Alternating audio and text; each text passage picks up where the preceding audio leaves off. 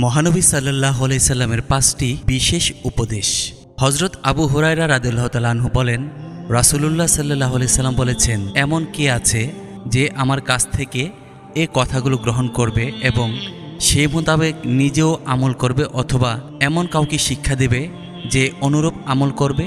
হযরত আবু হুরায়রা রাদিয়াল্লাহু তাআলা আনহু বলেন, আমি বললাম, হে আল্লাহর রাসূল, আমি আছি। অতঃপর তিনি আমার হাত ধরলেন এবং গুনে গুনে ৫টি কথা বললেন। কথাগুলো হলো, ১. তুমি নিষিদ্ধ ও হারাম জিনিস থেকে বিরত থাকো, তাহলে তুমি লোকদের মধ্যে সর্বাপেক্ষা বড় আবিদ তথা ইবাদতকারী বলে গণ্য হবে। অন্য হাদিসে রাসূলুল্লাহ সাল্লাল্লাহু আলাইহি সাল্লাম গুনাহ বর্জনকারীকে বাস্তবিক মুজাহির বলে ঘোষণা করেছেন। সূত্র সহিহ বুখারী হাদিস নং ১০। ২. তোমার ভাগ্যে আল্লাহ তাআলা যা নির্ধারিত করে রেখেছেন তাতে খুশি থাকো, তবে তুমি মানুষের মধ্যে সবচেয়ে বড় ধনী হবে। অন্য হাদিসে বর্ণিত হয়েছে, নবী করিম সাল্লাল্লাহু আলাইহি সাল্লাম বলেছেন, ধনের আধিক্য হলে ধনী হওয়া যায় না, বরং অন্তরের ধনী প্রকৃত ধনী। সহিহ বুখারী হাদিস নং ৬৪৪৬। ৩. প্রতিবেশীর সঙ্গে নম্র আচরণ করো, তাহলে তুমি একজন প্রকৃত মুমিন হতে পারবে। অন্য হাদিসে বর্ণিত হয়েছে যে রাসূলুল্লাহ সাল্লাল্লাহু আলাইহি সাল্লাম বলেন, প্রকৃত মুসলমান সেই ব্যক্তি যার জিহ্বা ও হাত থেকে অন্য মুসলমান আপদমুক্ত থাকে। সূত্র সহিহ বুখারী হাদিস নং ১০। ৪.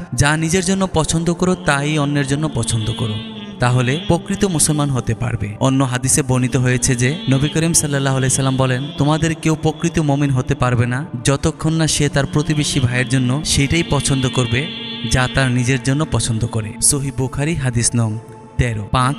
বেশি হাসা থেকে বিরত থাকো, কেননা অতিরিক্ত হাস্য কৌতুক হৃদয়কে মেরে দেয়। এই কারণে সূরা তওবার ৮২ নং আয়াতে ইরশাদ হয়েছে, তোমরা হাসো কম, কাঁদো বেশি। আরেক হাদিসে রাসূলুল্লাহ সাল্লাল্লাহু আলাইহি সাল্লাম বলেন, হে উম্মতে মুহাম্মাদী, ওই সত্তার শপথ যার হাতে মুহাম্মদের প্রাণ, আমি যা জানি তোমরা যদি তা জানতে তাহলে হাসতে কম, কাঁদতে বেশি, বিছানায় স্ত্রীদের উপভোগ করতে না, বাড়ি ঘর ছেড়ে পথে প্রান্তরে বেরিয়ে পড়তে, আল্লাহ তাআলার সামনে কাকুতি মিনতি করতে। সূত্র সহিহ বুখারী হাদিস নং ১০৪৪। আল্লাহ তাআলা আমাদেরকে উক্ত গুণ অর্জন করার এবং তার উপর যথাযথ আমল করার তৌফিক দান করুন।